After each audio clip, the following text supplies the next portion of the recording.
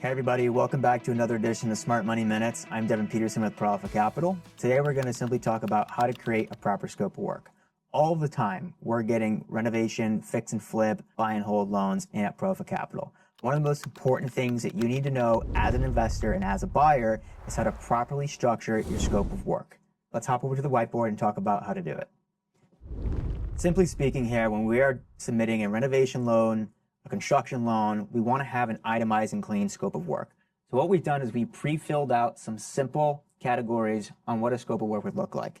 The most important thing for lenders is to know how clean this actually really is. There's no miscommunication or misunderstanding of the extent of the work that you're putting into the project. Most importantly, it's good to categorize your scope of work into 4 different regions, starting with a gut and a clean out, moving on to interior, over to exterior, and into cleanup.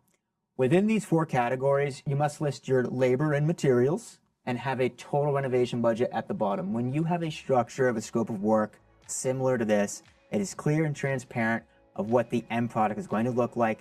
That way you have a successful time on your next flip and renovation, and we have a great time and success at closing the deal. Good luck.